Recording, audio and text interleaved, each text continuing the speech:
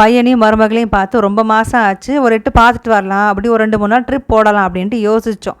ஸ்கூலுக்கு வந்து லீவெல்லாம் இப்போது எக்ஸாம் டைம் எடுக்க வேண்டாம் அப்படின்ட்டு சொல்லியிருந்தாங்க. அதனால் நானும் இவளும் இங்கேயே இருந்துட்டோம். இவர் போயிருக்கார், நான் போய் பார்த்துட்டு வரேன்னு சொல்லிட்டு கிளம்பிட்டார். அப்போ எங்கள் 2 பேருக்கும் தான் சாப்பாடு. காலையில் நூடுல்ஸ் மட்டும் செஞ்சு சாப்பிட்டு கிளம்பிட்டு கொஞ்சம் வேலையெல்லாம் முடிச்சுட்டு லஞ்ச் மத்தியானம் சூடாக சமைச்சிக்கலாம்னு 1 மணிக்கெலாம் வீட்டுக்கு வந்தாச்சு. வீட்டுக்கு வந்துட்டு காலையிலே காய் நறுக்கி வச்சு பருப்பு மட்டும் வச்சுட்டு கிளம்பிட்டேன். இங்கே வந்துட்டு கீரை குழம்பு பண்ணி சூடாக சாதம் வச்சு எடுத்தாச்சு. 2 மணிக்கெலாம் சாப்பிட்டு கிளம்பியாச்சு. ஈவினிங் 6 o'clock ஆனால் எல்லா ஸ்டாஃபும் கிளம்பிடுவாங்க. இது ஓன் கம்பெனி தானே, அதனால் அவங்கெல்லாம் கிளம்புனதுக்கப்புறம் கொஞ்சம் வேலை இருந்தால் அதை முடிச்சுட்டு அதுக்கப்புறம் தான் நான் வருவேன். சண்டே இதெல்லாம் வந்து அங்கே வேலை செய்கிறவங்களுக்கு தான் வந்து லீவு. அந்த கம்பெனி ஓனர்ஸ்லாம் வந்து பார்த்திங்கன்னா சண்டே அந்த மாதிரிலாம் எதுவும் கிடையாது. எல்லா நாளுமே எங்களுக்கு வேலை இருந்துட்டு தான் இருக்கும். ஏன்னா சம்பளம் கொடுக்குறதுங்கிறது ஒரு கமிட்மெண்ட் மாதிரி.